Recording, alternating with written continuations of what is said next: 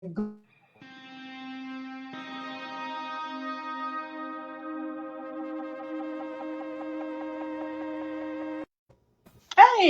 Hey, good morning, Myra. how are you, Alice? Good, how are you? I'm great. It's not snowing here. There you go. I know it's warm and sunny. Oh, beautiful in Southwest Florida. Yeah, beautiful Wow. Keys. I bet the fish are hopping in the Keys, huh? Yeah, they are. They really are. That, Great, great fishing and great lobster season down there. When is yeah. lobster season? August? Uh, July 29th, 30th, July and 31st. 29th, 30th, and 31st is the mini season. That's when it'll all start really rolling around. And no, people, you don't get live Maine lobsters in lobster season. You No, get the Florida lobster, that's right. the little spiny guy. So Yeah. tell me what's going on in the Keys, Alice. Well, let's see. We have at this moment, there's 488 active listings. Wow. Um, and what's more interesting is there's 425 contingent and pending listings. So 95 closed just in the last week with a price range from 225 to get this 9,250,000. Ooh, Now you've we got a huge price range. You've got a huge price range, but there's still a lot of action going on. I mean, it's kind of interesting. They're almost even what's available and what's already in contract. So it's moving. that's a good pricing start. 225. Yeah, well, 225. Yeah. Wow, that is really a nice price. Call Yeah. Alice if you want to see that one. Yeah. Or others. Yeah, absolutely. And what about you? What's going on in Southwest? Rentals are picking up a little. There's some annual rentals available. Prices on the rent rates are over 2,000, 22 to $2,800 a month for a 322 to rent in the area. We have 1,634 properties available in Southwest Florida. 1,165 of those are the single family homes, starting at only 129.9. Oh, Guess what you get for that? yeah, I know. That's like my 225. Yep. 273 of those are brand new, and they only start at 249, which Wow. isn't bad. That's a good price for a No. brand new home. 365 sold in the last 10 days. Wow. Nice. Wow. You're going to love this one. 276 of those 365 sold above list price. Wow. And how much above is your average? I didn't do an average, Yeah. but the highest price above list price, a buyer paid $1,045,000 above the list price. Oh, wow. $1,045,000 more than the seller was asking, folks. Unreal. I guess they really wanted that house. They really wanted that house. That was Yeah. a golf access, of course. But you know, that home was built in 1961, Oh, 1966. that's yeah. So Yeah, I but don't think that was a typo. it's gotta be fabulous. Yep. Yep. So, people, we've got 7 types of real estate contingencies today and when to waive them in your offer. What's your first one, Alice? My first one is the appraisal. Yep.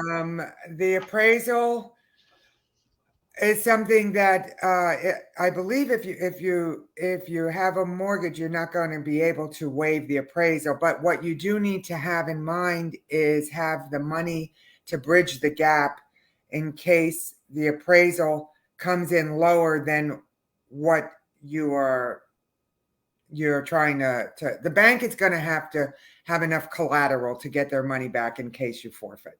So Right. you have to be able, it's kind of like with the gap insurance with your car. You have to be able to bridge that gap in case there is any type of a problem. And FHA buyers, if you want information on how to adjust these contingencies and the amounts in your 403k loan, give us a call. We'll give you the information. That's pretty cool that they can do that. Yeah, that is really cool that they can do that. So what do you got for number 2? Let's see. Financing contingencies. They regulate the lender approval, maximum interest rates. You got to be, how do you say, you have to appeal your offer to the seller. Right. In today's market, your offer must look good to the seller for the seller to sign on the dotted line. So watch out with too many contingencies and too many seller requests for credits at closing. Try to accommodate the seller as much as you can. Right. And have your not just a pre-qualified. Pre-qualified doesn't mean anything. Your pre-approved is what the bank is saying they will give you. So Right. that's strong. Pre-qualified doesn't mean anything. Pre-approved means they pulled your credit. That's right. They know you're able to buy and Right. give you an amount to go buy a home. And that's what sellers and sellers agents are looking for nowadays. Seller's agent will tell the seller, this is just a pre-qualification. This isn't a good deal. So make sure you get pre-approved if you're serious about buying a home. Right. Next one, I have home inspection. Yeah, I love those. Yeah, a home inspection is pretty much you can waive a home inspection if you choose. I mean, it's not something that the bank will make. Oh my God, I'm losing my words this morning. Will require. Right. It's more to protect you. But if you go in there, if you don't require a home inspection, it helps with your offer for the house because it's not backing anything up. The seller, you look more attractive. The least amount of stipulations you have for the seller, the more attractive your offer is going to look to the seller. Yes. Yep. And we got the contingency upon your current home selling.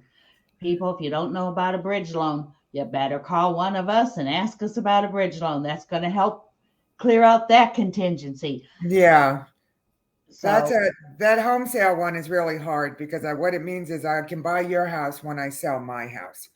Yeah. And that's holding people, you have to be able, you have to work out the bridge loan. You have to be ready to buy today. My question as a seller agent to protect my seller is your home listed?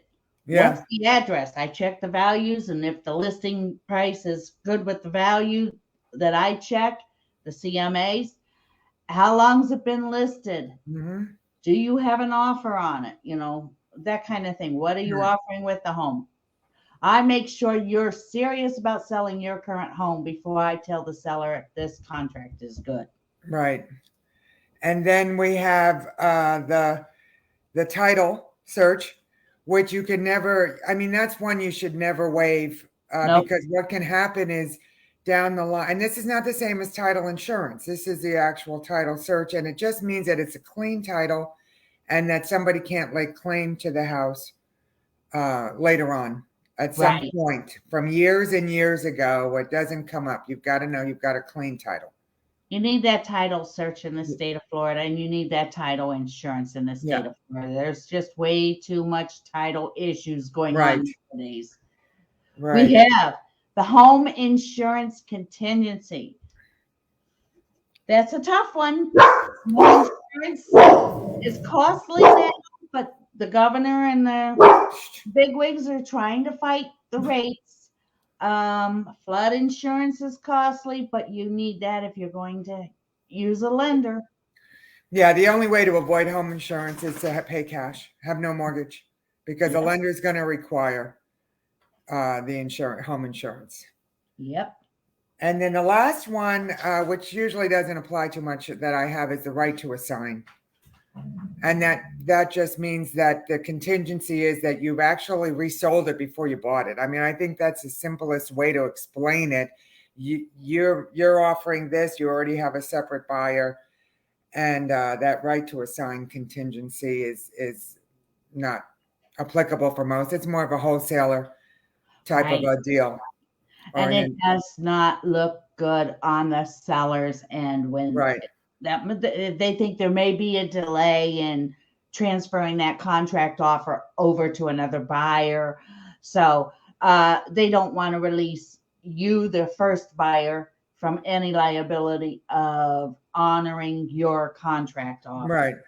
which is understandable. When I get a contract offer, I want it to go smoothly to closing and quick close. Right. And all sellers want that. I don't want any ifs, ands, and buts in between. Let's just go to a quick close. So when you're writing an offer, think about the quick close. Do we need this? Oh, can we shorten the inspection time?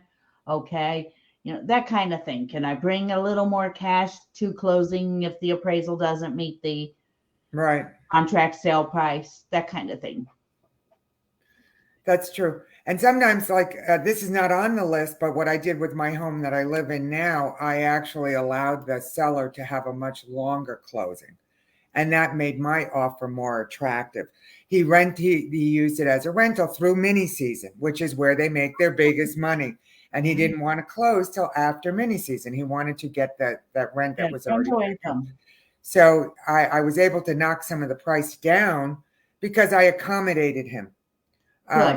So there's different things you can do. You just got to kind of feel it out and be in a different, it matters what position you're in as far as what's going on. My house wasn't on the market that I was selling yet. So, there's just it's a weird market.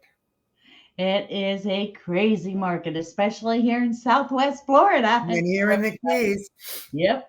And they're in the Florida Keys. Keys. I can't wait to come visit the Keys again. I know. I can't wait to have you. So everybody, we're going to take the next 3 weeks off.